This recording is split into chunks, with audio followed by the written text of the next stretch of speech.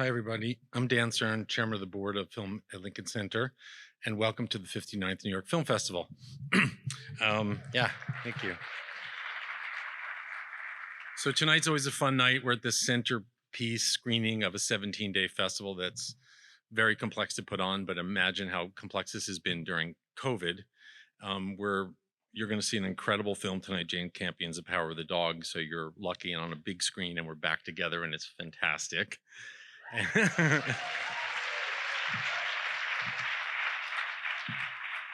But we weren't even sure whether they were going to do this.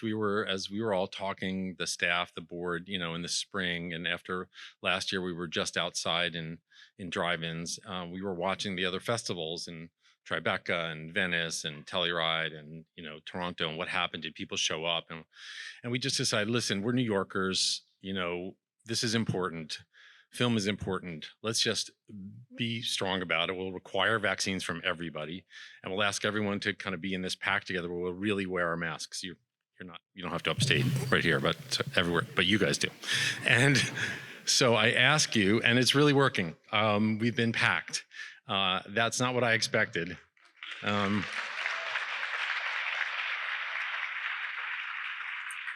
And it's really not only packed, but people are excited and they're doing their part, and everyone's excited to talk about cinema again. So I want to really welcome you from the bottom of my heart and say thank you for all the support during COVID. This is a complex festival to put on all the time.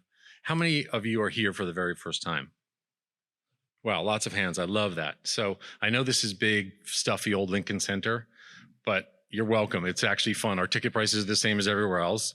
And we do a lot during the year. We other than this festival, which is well known, it's the 59th year, we put on 12 other festivals. So we're busy all the time in retrospectives and talks. So come by and be a part of what we're doing, and you're completely welcome. But I do want to thank a lot of people really quickly. So let me just get to some people we couldn't do this without.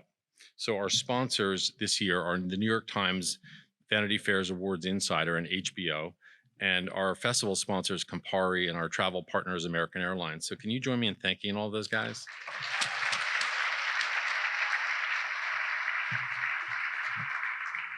And then, if you're a nonprofit, especially I have to say this at the center of the festival when we're halfway through, there's some foundations that are there for year after year after year. And I want to mention three of them: the Blanche and Irving Laurie Foundation, the National Endowment for the Arts, and the New York State Council on the Arts. They are there for us every year. So thank you. So quickly, I just want to say the staff has worked incredibly hard. I think it's really hard in any organization when long-term planning is like 6 days during COVID, and it's hard to plan. Are we going to have the festival? Are we not? Who's going to come? Will the films come? Will the filmmakers come? It's just been extra hard. So I want to thank the staff led by Leslie, Eugene, and Matt Bolish, the festival producer, and that, I especially want to say a shout out to our theater staff who are the front line on COVID, who are there and accepting people all the time. So thank you.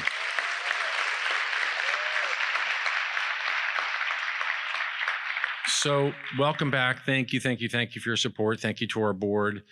We have an amazing selection committee. They had to meet during COVID, so a lot of it was virtual, but then they got together. They watched, as usual, hundreds and hundreds of films to pick the couple dozen films we've ultimately chosen. And I want to introduce you to one of them right now, Florence Almozini, and she's going to tell you about the film. Have a wonderful night. Thank you.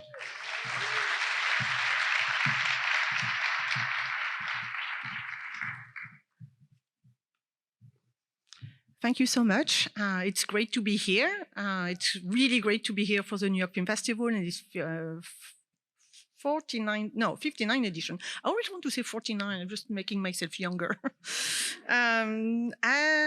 So Dan already said all the thank you, but I do want to really give a big shout out to the audience for coming back in the cinema, because we love watching movies, but we even love sharing movies with an audience even better. So thanks to all of you for coming during the festival.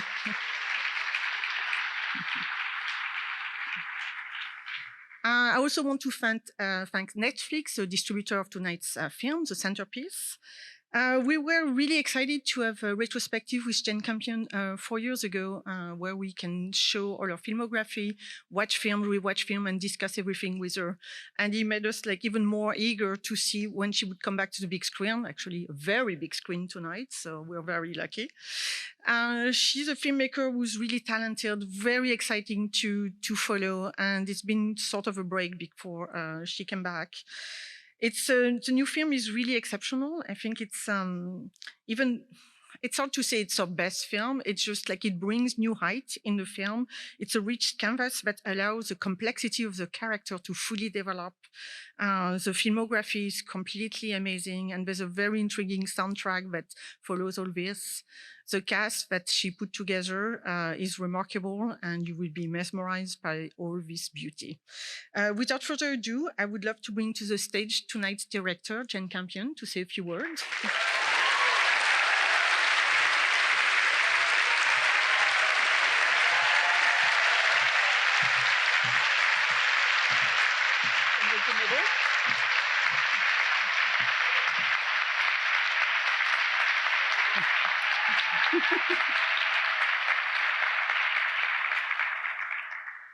Good evening, New York. It's so amazing to be here in a cinema with you all. You just don't know what New York means to us in New Zealand and Australia. You know, for us, New York is the bastion of free speech, of free press that actually does researches and does deep articles and fact checks. We love you, New York, and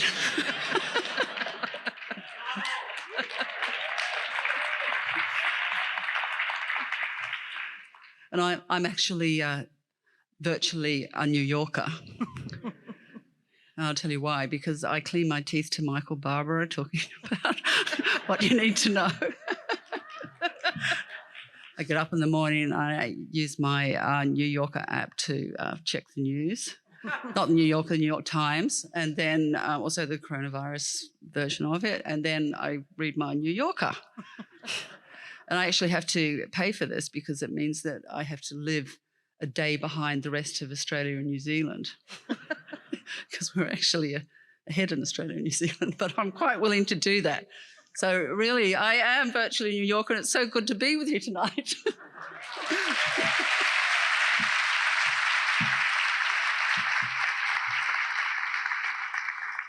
I'm going to bring out my amazing collaborators now, and first of all, I'm going to ask Benedict Cumberbatch to join me.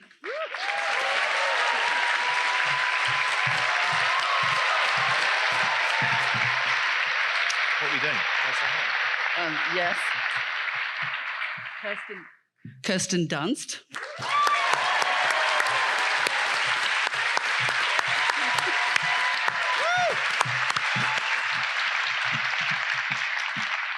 Kodi Smit-McPhee.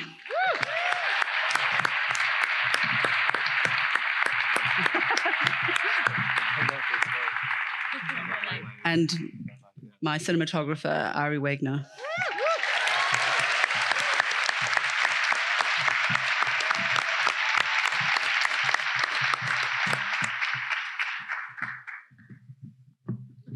We have time for a couple of questions, and I think everybody's up for it. So I'll go. I will go.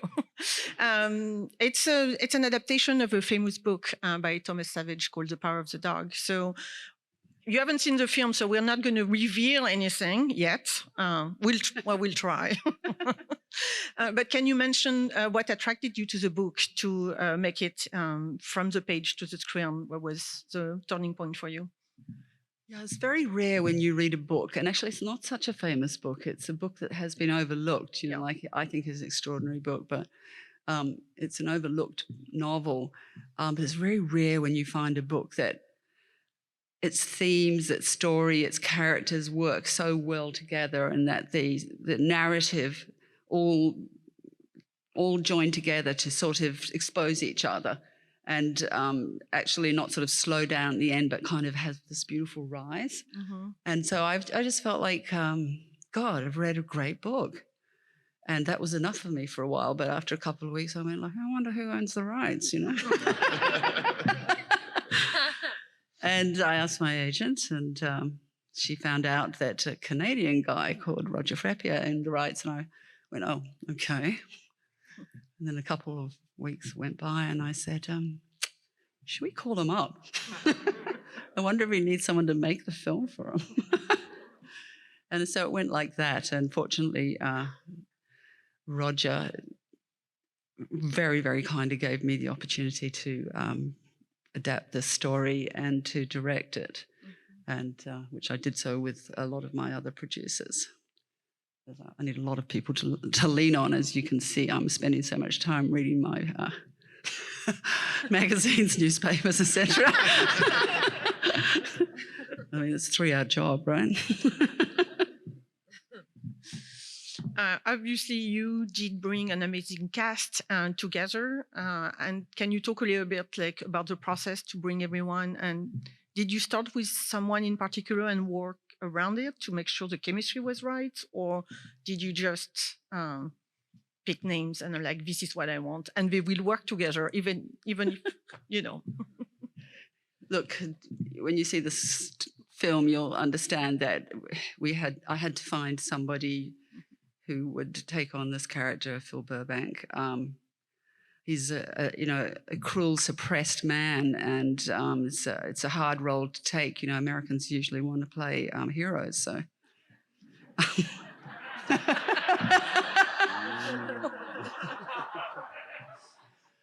Brits too.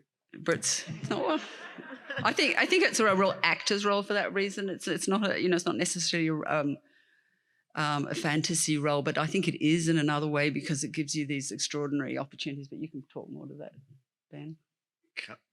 The opportunity, but yeah, it's an amazing part. It's an amazing part. Should I go over here so I'm not blocking? Oh, I don't care. Yeah, Okay. It's very in character. Not to give too much away. Yeah, I'm not too nice to her character. We're friends, but not in the film. Yeah, so I like to look for a challenge, and Phil is it. But I also, increasingly as I get older, want to work with people who I think can elevate the experience of what I have to offer and storytelling in itself, so that I can enjoy the movie as much as the process of making it at the end, watching it as well. And that's Jane Campion. And I got the golden ticket of both Phil Burbank and Jane. And yeah, I absolutely fell in love with her script. I fell in love with the novel, and I fell in love with Phil. It's really hard to talk about him before you're about to see this film.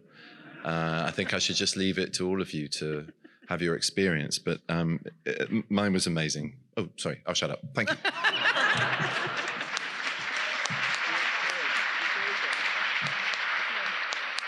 It is very hard before because there's so many questions we have, but we just can't go there. But pay attention to details. The voiceover at the beginning, I think, is an indication of things to come or not to come. Right? No, it's important to just, from the beginning, just stay with it. No. I'm one of those people who doesn't. And on that note, I also, before I forget, I think, Jane, you're doing a talk tomorrow at 4:00 with Sofia Coppola, so where people can hear more. It's tomorrow, right? Saturday? I think. I'll be talking about me. but that is why they're meeting. It's just to talk about you. I was joking.